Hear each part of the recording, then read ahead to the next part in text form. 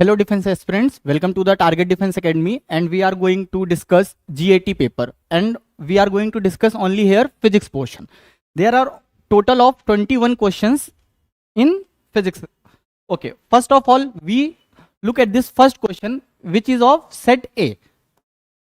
We have paper here is set A. ठीक है, set ए में जो पहला क्वेश्चन हमें फिजिक्स मिला था वो क्वेश्चन नंबर 51 था. क्वेश्चन क्या कह रहा है? The streaming of light beams coming from the sun through trees is said to we have suggested that the light travels in straight line. The particle on the path of light beam are visible to us because. तो इस question को करने से पहले हम लोग इस question को समझते हैं क्या कह रहा है. ये क्वेश्चन हमसे पूछ रहा है कि अगर किसी पेड़ के पास से लाइट्स आती हैं तो जो वो डस्ट पार्टिकल, जो पाथ हमको पता चलता है, जो पाथ हमें ट्रेस कर सकते हैं लाइट्स के आने का, वो किसकी वजह से विजिबल हो रहा है. ये चीज आप लोगों ने अपने घरों में देखी होगी. जब आप किसी विंडो से लाइट आके देखते हो तो आपको देखता होगा छोटे छोटे टीनी टीनी पार्टिकल चमकते होते होंगे. आपको उन्हीं के बारे में बात किया है. तो ध्यान रखिएगा, ये जो आपका ये चमकना है पार्टिकल्स का, जो आपको पूरा पाथ दिखता है, ये सिर्फ और सिर्फ किसकी वजह से होता है बेटा? Scattering word. तो हम अपने ऑप्शन में क्या ढूंढने की कोशिश करेंगे? स्कैटर. क्या ढूंढने की कोशिश करेंगे कि स्कैटर कहां पर है. तो हमारा ऑप्शन में स्कैटर कहां पर है बेटा? पहला वाला क्या कह रहा है? रिफ्लेक्शन. पहला पार्ट क्या कह रहा है? रिफ्लेक्शन कह रहा है. तो ये क्या होगा? ऑप्शन गलत. दूसरा पार्ट क्या कह रहा है? ये रिफ्रैक्ट कह रहा है, ये भी गलत. तीसरा क्या कह रहा है? पोलराइज, ये भी गलत. तो कौन सा सही होगा? Option number B. क्या बता रहा है? एयर क्या हो रही है? स्कैटर हो रही है हमारे आईज में. कोई प्रॉब्लम यहां तक? पहला क्वेश्चन हो गया, इजी था, सिंपल सी लाइट की प्रॉपर्टी पे ध्यान देना था. अब हम लोग अपना क्वेश्चन नंबर सेकंड देखते हैं जो कि हमारा इस सेट में है.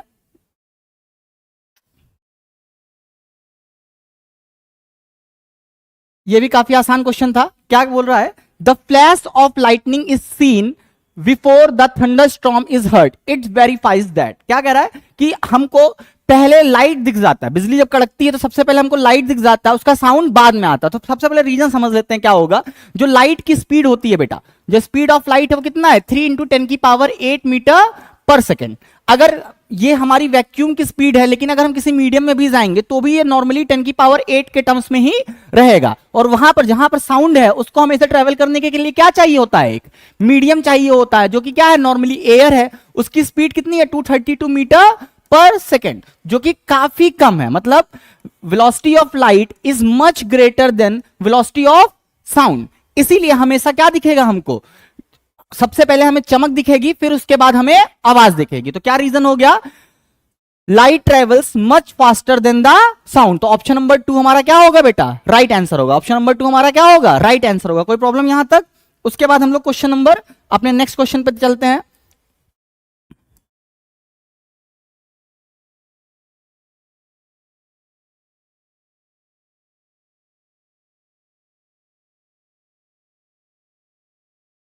क्वेश्चन कह रहा है the potential difference between the two and terminals of an electric heater is 220 volt. क्या बोल रहा है? The potential difference between the two and terminals of an electric heater is 220 volt and the current through it is 0.5 ampere. What would be the current through the heater if the potential difference across the terminal of the voltage heater is reduced to 120 volt? तो इस question करने से पहले हम लोग एक चीज समझ लेते हैं कि जो पोटेंशियल डिफरेंस है V directly proportional to I है. अगर हम वोल्टेज को चेंज करेंगे, किसको चेंज करेंगे बेटा? वोल्टेज को चेंज करेंगे तो क्या चेंज होगा? रेजिस्टेंस नहीं चेंज होगा. ध्यान रखना, वोल्टेज को चेंज करने पर रेजिस्टेंस में चेंज नहीं आएगा. किसमें चेंज आएगा? करंट में चेंज आएगा. जो गलती हम बच्चे करेंगे, सबसे पहले जो गलती हमसे इस क्वेश्चन में होगी वो क्या होगा, वो पहले वो देख लेते हैं. हम डायरेक्ट V=IR यूज करेंगे और वहां से हम लोग नया वोल्टेज 220 की जगह क्या यूज कर लेते हैं? 110. तो ये क्वेश्चन, तो फिजिक्स के कुछ क्वेश्चन जो आपके गलत होते हैं उनमें से ये क्वेश्चन ये है.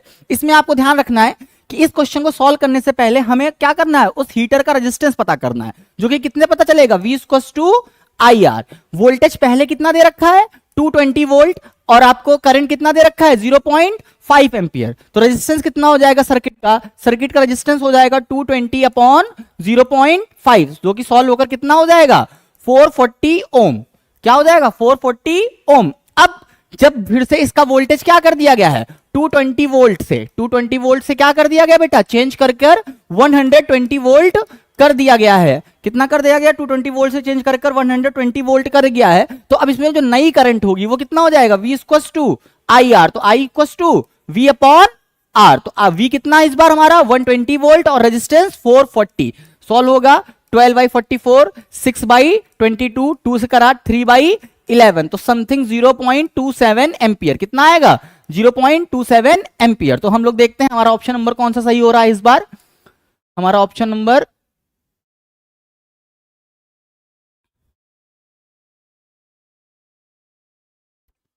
53 के ऑप्शन, हाँ 53 के ऑप्शंस हैं 1 ampere, 0.5 ampere, 1 ampere, 0.5 ampere, 0.27 ampere and 0.7 ampere. तो कौन सा आंसर हमारा सही आया बेटा 0.27 एम्पियर। कौन सा आंसर सही आया हमारा 0.27 एम्पियर। तो अभी तक हम लोगों ने 3 क्वेश्चन देख लिए। अब हम अपना नेक्स्ट क्वेश्चन देखते हैं जो कि है हमारा 54th। काफी आसान क्वेश्चन है। क्या पूछ रहा है, the heating element in an electric iron is usually made of constant, tungsten, nichrome and copper. तो सबको पता है इसका आंसर कि सबसे ज्यादा मेल्टिंग पॉइंट जिसका सबसे ज्यादा होगा इन सब में जिसका मेल्टिंग पॉइंट सबसे ज्यादा होगा उसी को हम अपने डिवाइस में यूज करते हैं। क्यों? क्योंकि हम नहीं चाहते कि हमारा ऑब्जेक्ट टेम्परेचर इंक्रीज करने पे हीट इंक्रीज होगा और हम नहीं चाहते कि हमारा ऑब्जेक्ट मेल्ट हो जाए। तो सबको पता है किसका इसमें सबसे ज्यादा है बेटा, इसमें सबसे ज्यादा आपका नाइक्रोम का है। किसका सबसे ज्यादा है बेटा, नाइक्रोम का। तो ऑप्शन नंबर सी। यहां तक समझ में आया, क्लियर हुआ कि क्वेश्चन। अब हम लोग अपने नेक्स्ट क्वेश्चन की तरफ चलते हैं।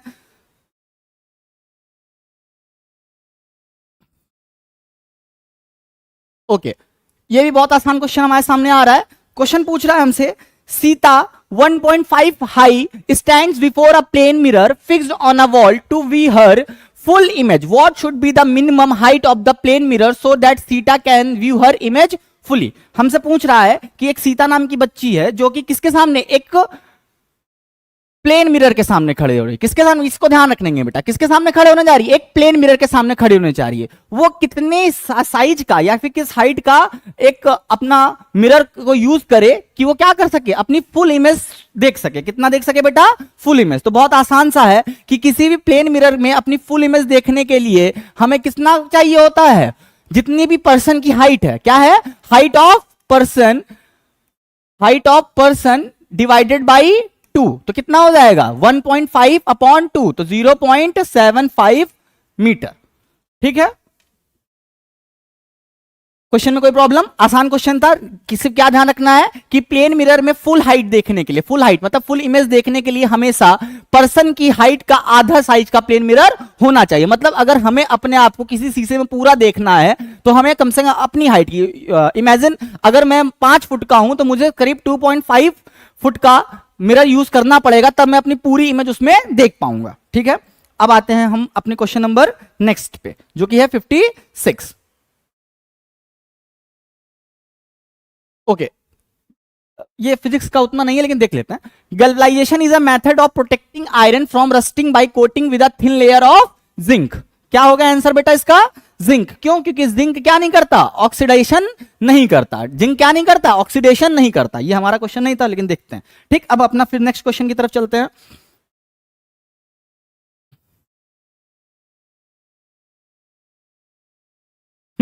बोल रखा है, क्वेश्चन देखिएगा ध्यान से, which one of the following graphs correctly represent the current voltage variation of a rectangular piece of semiconductor wafer? सबसे पहले ध्यान रखिएगा कि वेफर से आप क्या समझते हैं। तो वेफर से बेटा चॉकलेट खाते हो, जो आपका पहले एक 5 रुपए वाली वेफर चॉकलेट ही आती थी, कि आप क्या करोगे कि दो पीस के मतलब सेमीकंडक्टर, जैसे मान लेते हैं सिलिकॉन हुआ एक जर्मेनियम हुआ, उन दोनों को आपस में एक साथ प्लेट में रखोगे, वैसा प्रोडक्ट है। क्या है, सेमीकंडक्टर। और उसका सीप कैसा है, एकदम रेक्टेंगुलर है, एकदम इसी पेपर के जैसा है। अब आपको बताना है कि उसमें करंट कैसा होगा। तो बिल्कुल बेसिक बात ध्यान रखेंगे सेमीकंडक्टर की। सेमीकंडक्टर बेटा दोनों तरीके से बिहेव करता है। ये करंट को कंडक्ट भी करता है और उसको नॉन कंडक्ट भी करता है। अंडर सम कंडीशंस ये करंट को क्या करता है, अलाउ करता है। तो ये कंडीशन तो बिल्कुल नहीं हो सकती। ये क्या कह रहा है कि वोल्टेज इस करंट के डायरेक्टली प्रोपोर्शनल है, तो ये ओम्स को फॉलो करता है। तो ऑप्शन नंबर ए हमारा गलत है, ऑप्शन ए हमारा नहीं हो सकता। ठीक है, बाकी दूसरे ऑप्शंस पे ध्यान देते हैं। ऑप्शन बी, एक मिनट, हाँ ऑप्शन बी क्या बता रहा है कि जैसे जैसे वोल्टेज बढ़ता जाएगा करंट डिक्रीज होता जाएगा। तो ये ऑप्शन बी क्या है हमारा, ये ऑप्शन भी हमारा रॉन्ग है। ये ऑप्शन भी हमारा क्या है बेटा, ठीक नहीं है। मतलब पहले दो ऑप्शन क्लियर हो गए, गलत हो गए। पहला ओम्स लॉ पे है, सेमीकंडक्टर ओम्स लॉ पे वर्क नहीं करता। दूसरा क्या बता रहा है, वोल्टेज बढ़ाने पे करंट कम होती जाती है। तो सीधी सी बात है, voltage is directly proportional to current. तो कभी भी वोल्टेज इंक्रीज करने पर करंट डिक्रीज नहीं हो सकती। तीसरा देखते हैं, तीसरा ऑप्शन देखते हैं हम लोग।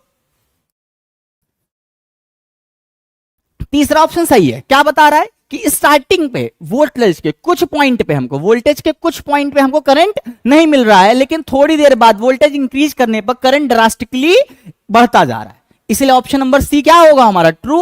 और एक बार ऑप्शन डी को भी देख लेते हैं। ऑप्शन डी क्या बता रहा है, फिर से वोल्टेज इंक्रीज होने पर भी करंट क्या हो रहा है, डिक्रीज हो रहा है। इसलिए ऑप्शन क्या होगा, गलत। तो कौन सा ऑप्शन सही होगा, ऑप्शन नंबर सी। कोई प्रॉब्लम यहां तक। अब अगला नेक्स्ट क्वेश्चन देखते हैं।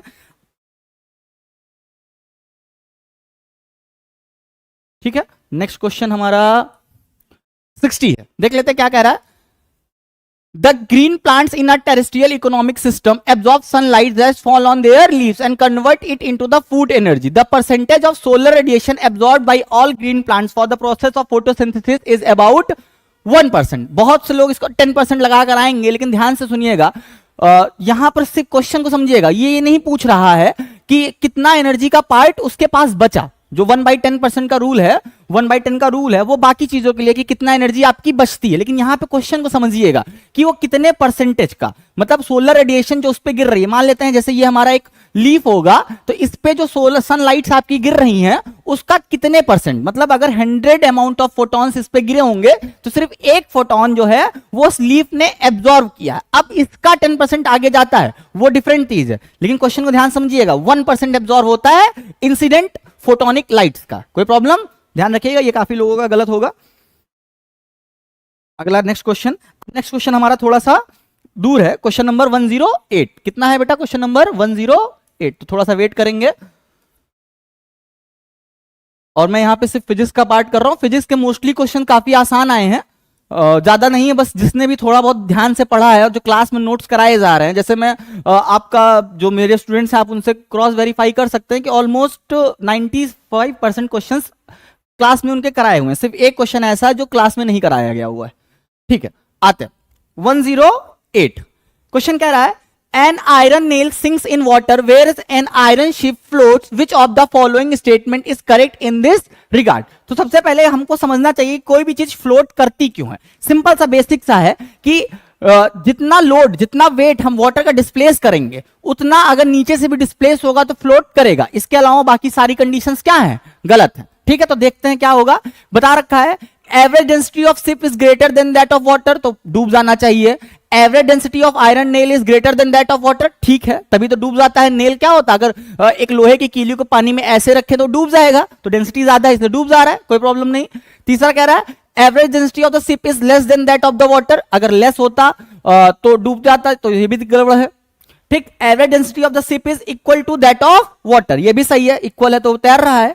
तो ऑप्शन कौन सा होगा, ध्यान से सुनिए। यहां पे हमको इनके करेक्ट आंसर के कोड्स के हिसाब से वेरी कराना, मतलब कौन सी बात सही है, करेक्ट बोला है तो जिसमें जो गलत बात है उनको ऑप्शन नहीं करना। जो बातें सही है, तो कौन कौन सी सही हुई थी हमारी, सेकंड एंड फोर्थ। कौन सी सही हुई थी हमारी बेटा, सेकंड एंड फोर्थ। तो ऑप्शन नंबर सी हमारा सही आंसर है, कोई प्रॉब्लम।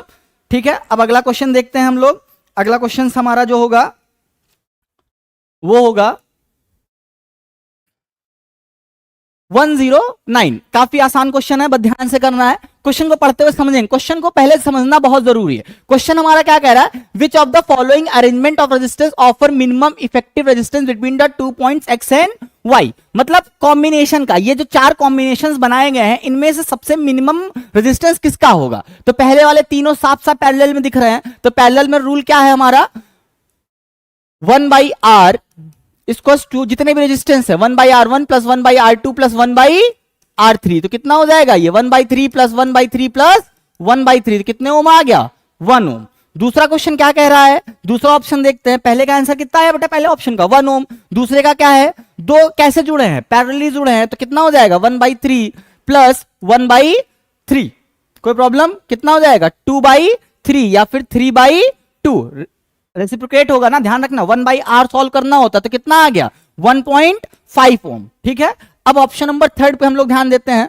ऑप्शन नंबर 3 डायरेक्ट है, दोनों सीरीज में जुड़े हुए हैं, सीरीज में क्या होगा, effective resistance R equals to R1 plus R2, तो 1 ओम प्लस 1 ओम कितना हो जाएगा आपका 2 ओम। कोई प्रॉब्लम यहां तक समझ में आ रहा है क्या हो रहा है यहां?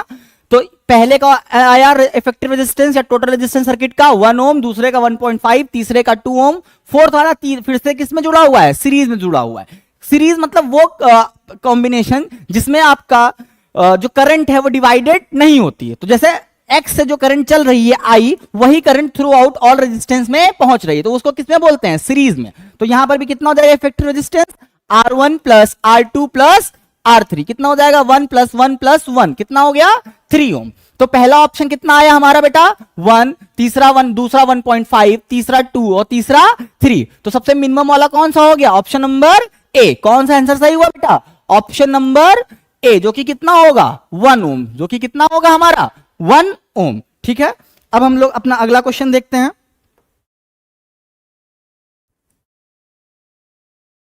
हाँ, ये क्वेश्चन अच्छा है, देखेंगे ध्यान से। What will happen if a collection of positive and negative charge. तो ध्यान सुनिए, collection of positive and negative charge का मतलब है कि दो चार्ज जो कि एक साथ बांध दिए गए हैं, मतलब आप जैसे दो चार्ज को एक साथ रख दो, यहां पे समझिएगा, मतलब वो एक दूसरे को न्यूट्रलाइज नहीं कर रहे, एक साथ रखे हुए प्लेस्ड हैं, उनको हम किसी एक हाई स्पीड से एक मैग्नेटिक फील्ड में फेंकते हैं। और ध्यान रखेंगे, अगर मैग्नेटिक फील्ड ऐसे फ्लो हो रहा है वर्टिकल या हॉरिजॉन्टल, तो उसके वर्टिकली फेंकना है, मतलब परपेंडिकुलर फेंकना है। कैसे फेंकना है, तो हमने इन दोनों चार्ज को इसके परपेंडिकुलर ही फेंक दिया। अब हमको बताना है कि इस पे क्या होगा। तो सिंपल सी बात है, जब भी किसी चीज को हम किसी मैग्नेटिक फील्ड में फेंकते हैं तो बेटा वहां पे क्या यूज होता है, कौन सा फोर्स आता है, लॉरेंज फोर्स। कौन सा फोर्स आता है, लॉरेंज फोर्स। क्या फॉर्मूला है उसका, F equals to QVB sine theta. अब परपेंडिकुलर फेंका है तो साइन थीटा की वैल्यू कितनी हो जाएगी 1, तो जो फोर्स होगा वो QVB के बराबर हो जाएगा। मतलब किस पे डिपेंड करेगा, चार्ज पे, वेलोसिटी पे और मैग्नेटिक फील्ड पे। तो जैसा कि इस कंडीशन में आप देख रहे हो कि दोनों चार्ज क्या हैं, बहुत बांध के फेंके गए हैं, लेकिन अब होगा क्या, लॉरेंज फोर्स जब इस पे लगेगा तो पॉजिटिव को, सिंपल से लॉरेंज फोर्स भी एक फोर्स होगा, वहां पे भी एक चार्ज होगा। अब एक पॉजिटिव और दूसरा पॉजिटिव, तो अगर दोनों पॉजिटिव पॉजिटिव हो तो कैसा फोर्स जनरेट करेंगे बेटा, रिपल्सन का। दोनों पॉजिटिव पॉजिटिव हो तो कैसा फोर्स जनरेट करेंगे, रिपल्सन। और इनमें से एक निगेटिव, अब ये तो चेंज हो नहीं सकता, अगर मैंने पॉजिटिव मान लिया तो क्या होगा, पॉजिटिव, और एक निगेटिव, कैसा फोर्स जनरेट करेंगे, अट्रैक्शन का। अब हमको पता है कि जब भी हम किसी ऑब्जेक्ट को एक मैग्नेटिक फील्ड परपेंडिकुलर फेंकेंगे तो वो कैसा होता है, सर्कुलर पाथ रोटेट करना शुरू कर लेंगे। तो पॉजिटिव जो है वो जिस डायरेक्शन में फेंका जाएगा वो उसी डायरेक्शन में, मतलब जैसे क्लॉकवाइज है तो क्लॉकवाइज ही मूव करता रहेगा, और जो नेगेटिव चार्ज है वो कैसे मूव करना शुरू कर देगा, एंटी क्लॉकवाइज। तो दोनों चार्ज क्या हो जाएंगे, सेपरेट हो जाएंगे। दोनों चार्ज क्या हो जाएंगे बेटा, सेपरेट। एक ही पॉइंट से ये इधर को मूव कर जाएगा और ये इधर को मूव कर जाएगा, तो दोनों पॉइंट्स क्या हो जाएंगे, सेपरेट हो जाएंगे। तो कौन सा ऑप्शन सही हो रहा है इसमें, both kind of charge will stop moving, नहीं ये गलत नहीं है, गलत है। Positive charge and negative charge will separate out, ये सही है। क्यों, क्योंकि आगे ये बात नहीं करी है कहीं पर कि वो सर्कुलर मोशन में आएंगे, अपोजिट में आएंगे। जैसे सिंपल सा बोला, positive charge will stop but negative charge will continue moving uninterrupted, ये भी गलत। अगला है both kind of charge will keep moving uninterrupted, नहीं अनमूव तो करेंगे लेकिन अनइंटरप्टेड नहीं रहेंगे। अनइंटरप्टेड का मतलब दोनों का डायरेक्शन चेंज होने वाला, पॉजिटिव उसी डायरेक्शन में सर्कुलर पाथ पे जाएगा और नेगेटिव अपोजिट डायरेक्शन में सर्कुलर पाथ पे जाएगा। ठीक है, अब हम लोग नेक्स्ट क्वेश्चन में देखते हैं, एक बार फिर से क्लियर कर लेते हैं। इसमें ऑप्शन कौन सा सही था हमारा, positive charge and negative charge will separate out. ठीक है, अगला ध्यान से देखते हैं।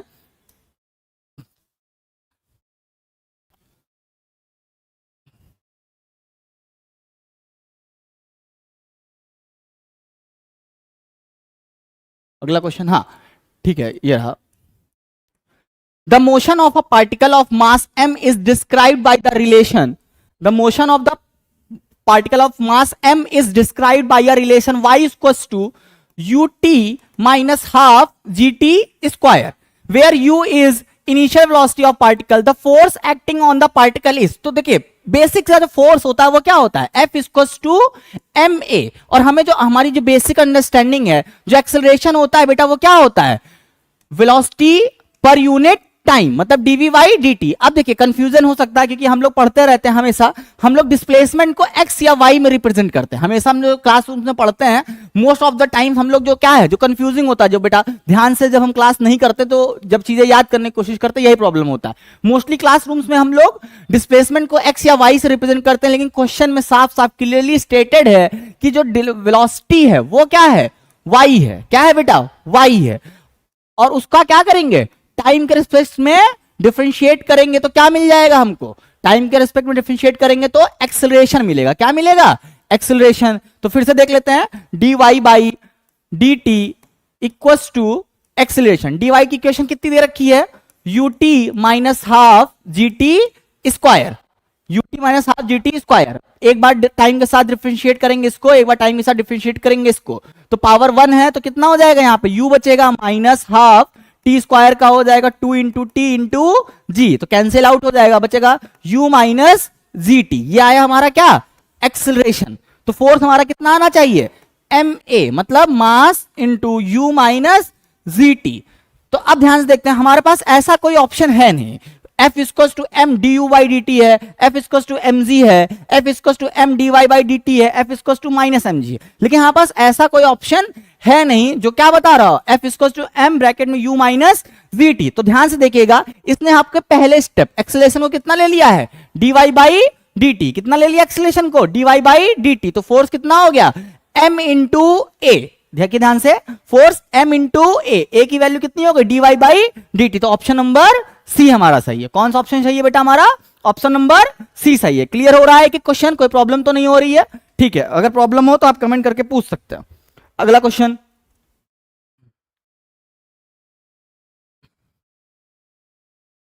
हाँ ये क्वेश्चन बहुत अच्छा है, इसको भी बहुत ध्यान से देखना है। बहुत लोगों को बहुत टफ लगा होगा, लेकिन बहुत ही इजी और basic question, basic understanding of physics पर ये क्वेश्चन हुआ है।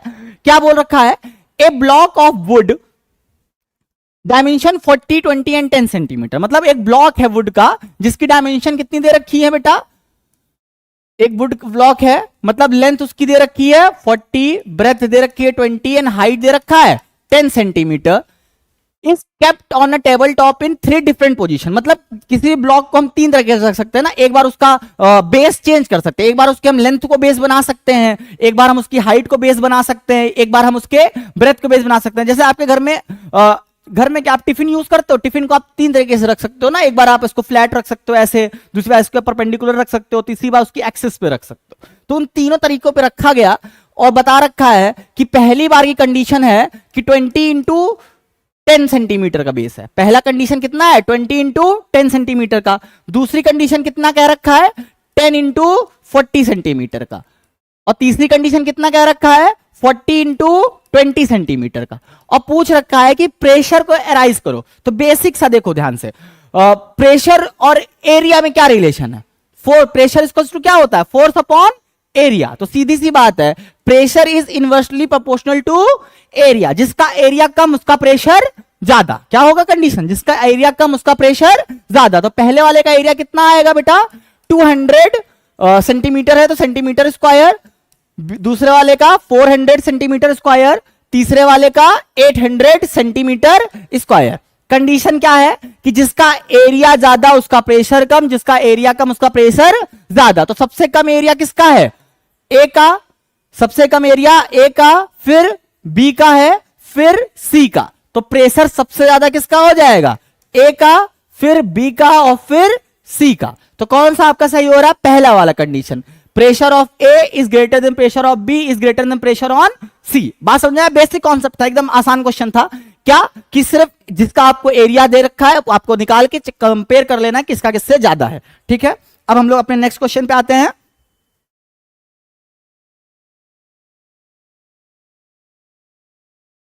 ठीक है, तो देखते चलिए, जिंक को हम लोग नहीं निकाल सकते हैं शायद, बाकी आप केमिस्ट्री वाले मैम बताएंगे अभी। हाँ, अब क्वेश्चन नंबर हम लोग का सीधा मिलेगा 131 पे, तो थोड़ा सा देखते हैं। सिर्फ हम लोग फिजिक्स का पोर्शन कर रहे हैं और आप लोग चैनल पे बने रहिएगा, बाकी सारे पूरा जीएटी का सॉल्यूशन आज ही आपको मिलेगा, ठीक है। हाँ, सबसे आसान question, which of the following graphs represent the equation of motion b equals to u plus at where all quantities are non zero. Non zero का मतलब क्या, उनकी कुछ ना कुछ वैल्यूज हैं and symbols carry their usual meaning. जैसे v क्या होता है आपका, v होता है बेटा हमारा, v होता है हमारा फाइनल वेलोसिटी,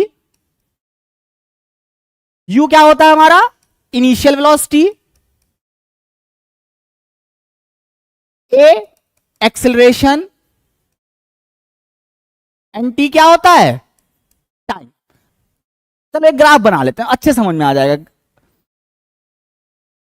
क्या है, v equals to U plus at। हम पहले अपना ग्राफ खुद बना लेंगे, फिर दिए हुए ऑप्शन से कंपेयर करेंगे। मान लेते हैं कि इनिशियल वेलोसिटी कैसी होगी 0, एक्सेलरेशन मान लेते हैं 10, अर्थ का एक्सेलरेशन 9.8 है लेकिन कैलकुलेशन करने के लिए हम 10 ले रहे हैं। टाइम पहला 1 सेकेंड, तो वेलोसिटी कितना आ गया 10। दूसरा कितना आया, दूसरे सेकंड के लिए वेलोसिटी, आपकी u क्या है 10 है, आपकी u क्या है बेटा 10, एक्सेलरेशन 10, टाइम फिर से 1 सेकंड, तो वेलोसिटी कितना आ गया 20। तीसरा फिर से इस बार कितना 20 प्लस 10 इंटू 1 30।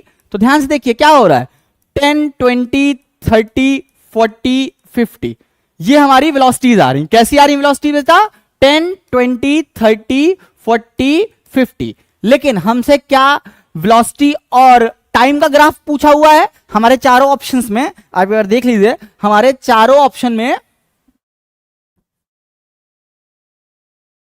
हाँ चारों ऑप्शन में displacement time, distance time, distance time और डिस्टेंस टाइम। तो ये चीज ध्यान रखिएगा कि हमारा जो जिसमें पूछा जाएगा हमको उसमें काम करना पड़ेगा। तो क्या है, पहले सेकंड में 10 थी, 20 थी, 30 थी, 40 थी, मतलब इस 1 सेकंड में कितने मीटर गया होगा 10, फिर दूसरे में 20, फिर तीसरे में 30, फिर चौथे में 40। तो टोटल 4 सेकंड में उसने कितनी डिस्टेंस ट्रेवल की 40 30 70 20 90 प्लस 10, मतलब 4 सेकंड में कितना गया है बेटा 100 मीटर। कितना गया 4 सेकंड में 100 मीटर। तो डिस्टेंस कैसे हो रही है, टाइम के साथ बढ़ते बढ़ते, टाइम धीमे बढ़ रहा, डिस्टेंस तेज बढ़ती जा रही। तो इसको देख लेते हैं बाकी ऑप्शंस को, पहले ऑप्शन से चेक करते हुए आते हैं। तो जो मोस्टली सबसे ज्यादा लगेगा वो इसमें लगेगा कि डिस्टेंस और टाइम एकदम लीनियरली है, ऐसा कुछ नहीं। आपने देखा ना पहले सेकंड में 30 गया, फिर 40 गया, फिर 50 गया, तो इससे क्या हो रहा है, ये गलत। पहला वाला ऑप्शन हमारा क्या हो गया गलत। दूसरा क्या बता रहा है, डिस्टेंस और टाइम में जैसे जैसे टाइम बढ़ता जा रहा है डिस्टेंस लीनियरली, मतलब शुरुआत 0 से नहीं हो रहा लेकिन उसके बाद भी स्ट्रेट लाइन है। तीसरा क्या कह रहा है, डिस्टेंस टाइम के साथ घटती जा रही है, नहीं, डिस्टेंस और टाइम में चेंज आ रहा है। तो ऑप्शन नंबर बी सही है हमारा, ठीक है, ये सही। आगे देखते हैं, अगला क्वेश्चन देखते हैं। बहुत आसान क्वेश्चन है, which one of the following statement is true for sound wave propagation in air. मतलब हमको 4 स्टेटमेंट दिए हुए हैं, उनमें से बताना है कि कौन सा स्टेटमेंट सही है। तो पहले स्टेटमेंट की बात कर लेते हैं, sound wave is an electromagnetic wave, बात खत्म। इलेक्ट्रोमैग्नेटिक कौन होता है, लाइट होता है, साउंड नहीं होता। दूसरा क्या रखा है, sound wave is mechanical wave, सही बात है, एंड लॉन्गिट्यूडिनल इन नेचर, तो दोनों सही बात है। बाकी ऑप्शन में देख लेते हैं, खैर इस ऑप्शन बी की दोनों बातें सही हैं। साउंड कैसा होता है, साउंड जैसे आप मेरे सामने खड़े हो, मैं सीधा बोलता हूं तो आपको सीधा सुनाई देता है ना। अगर आप मेरे पीछे खड़े हो जाओ, मैं सीधा बोलूंगा तो आपको मेरी आवाज धीमे सुनाई देगी, जब तक किसी दूसरे ऑब्जेक्ट से लड़कर आपके पास नहीं आती। तो साउंड कैसा होता है, लॉन्गिट्यूडनल होता है। और मैकेनिकल है, कैसे, क्योंकि साउंड को ट्रैवल करने के लिए मीडियम चाहिए। अगर बीच में हमारे और आपके बीच में क्या आ जाए, एक वैक्यूम क्रिएट हो जाए, हमारे और आपके बीच में एक वैक्यूम क्रिएट हो जाए, तो हम यहां पे बम फोड़ दें और आप मुझसे 2 मीटर दूर रहोगे तो आपको सुनाई नहीं देगा, ठीक है। ऑप्शन नंबर 3 देखते हैं क्या है,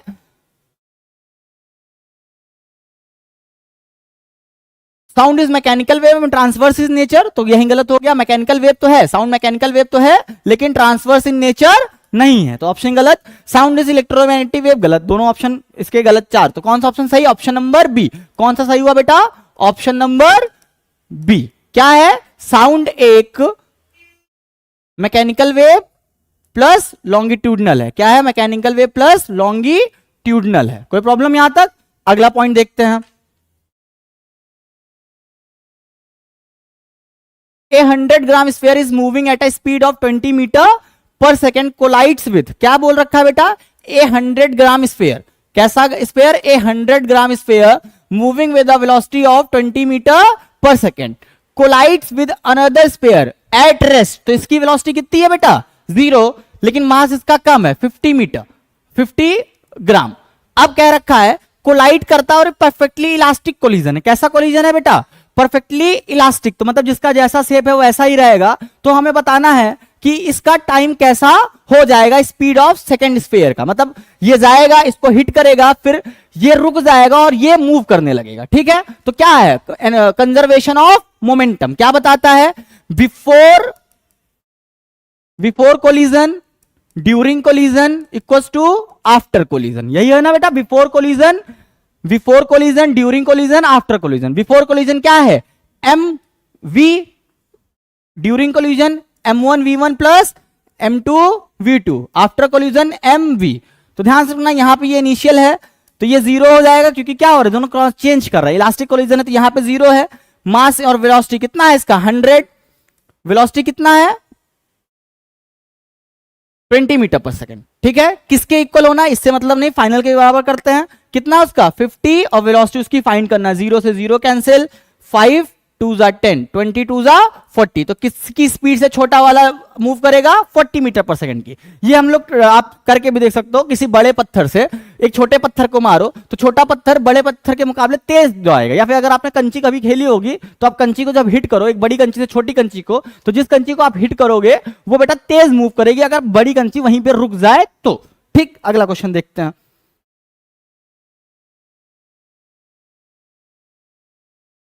Which one of the following optical phenomena supports that light is transverse nature? Transverse मतलब बेटा एक दूसरे के उसमें दो प्रोपोगेशन प्लेन होने चाहिए और एक दूसरे के परपेंडिकुलर हो। तो रिफ्लेक्शन तो ऐसा कुछ बताता नहीं, वो क्या बताता, लाइट एक मीडियम से आती है, अगर सामने दूसरा मीडियम है तो अपने पाथ से बेंड हो जाती है, रिफ्लेक्शन हो गया। डिफ्रैक्शन क्या है, वो भी क्या बताता है, एजेस से रिफ्लेक्शन एक तरीके का है। ठीक, तीसरा क्या है, इंटरफेरेंस, वो अलग चीज है, उसमें फ्रिंज मिलता है, वो दिखना। हमें क्या है, पोलराइजेशन, क्या है आंसर इसका, पोलराइजेशन। बहुत आसान था ये। ठीक है, अगला क्वेश्चन देखते हैं। अब क्वेश्चन नंबर ये था हमारा 134, अब क्वेश्चन नंबर 135, बहुत आसान है। कह रहा how many of the magnetic material can be following materials, how many of the following materials can be attracted by a magnet, मतलब ये चार जो मटेरियल है इनमें से कौन मैग्नेट से अट्रैक्ट किया जा सकता है, कौन कौन किया जा सकता है। तो पहला प्लास्टिक, सीधा से हमको पता है बेटा, क्या पता है कि प्लास्टिक क्या है, एक डाईमैग्नेटिक मटेरियल है, मतलब इसमें बिल्कुल भी मैग्नेटिक प्रॉपर्टी नहीं होती तो मैग्नेट से अट्रैक्ट नहीं किया जा सकता। कार्बन के सारे बॉन्ड कंप्लीट होते हैं तो ये भी मैग्नेट से अट्रैक्ट नहीं किया जा सकता। एल्युमिनियम एक इंटरेस्टिंग है, एल्युमिनियम की कॉन्टिन्यूटी मतलब कंडक्टिविटी होती है। एल्युमिनियम एक ऐसा, जैसे मोस्टली जो मटेरियल कंडक्ट करते हैं करंट को वो आपको मैग्नेट से अट्रैक्ट होते हैं, लेकिन एल्युमिनियम की क्वालिटी है कि वो कंडक्टिविटी अच्छी होने के बावजूद भी, एल्युमिनियम क्या एक अच्छी कंडक्टिविटी रखने के बाद, मतलब एल्युमिनियम से करंट फ्लो कर सकती है लेकिन वो बिल्कुल भी मैग्नेटिज्म शो नहीं करता। स्टेनलेस स्टील, तो ध्यान रखिएगा, स्टेनलेस स्टील का मतलब ये नहीं होता ना कि इसमें से स्टील मिसिंग है, और स्टील क्या है, एक कंपोनेंट ऑफ आयरन है, और जहां पे भी आयरन होगा वहां पे क्या होगा, मैग्नेटिज्म होगा ही होगा। तो स्टेनलेस स्टील क्या है, सही आंसर है। अब हम ऑप्शन में देखते हैं, पहले क्वेश्चन को आसानी से पढ़ते हुए, आराम से पढ़ते हुए, select the correct answer using the code given below. बोल रहा है पहला प्लास्टिक, नहीं प्लास्टिक नहीं करता, सेकंड कार्बन नहीं करता है, थर्ड एल्युमिनियम नहीं करता है, चौथा ऑप्शन डी यही सही आंसर, क्योंकि स्टेनलेस स्टील मैग्नेट से अट्रैक्ट होता है लेकिन वो ऑप्शन में नहीं है, तो ऑप्शन कौन हो गया, D, none of the following. ठीक है, अब अगला क्वेश्चन आते हैं हम लोग, मेरे ख्याल से फिजिक्स का पोर्शन पूरा हो गया है। ठीक है, तो ध्यान रखिएगा और please do join next time, और बाकी वीडियोस भी आपको मिल जाएंगे अभी जो बाकी सारे पेपर को सॉल्व किया जाएगा। ठीक है, थैंक यू वेरी मच।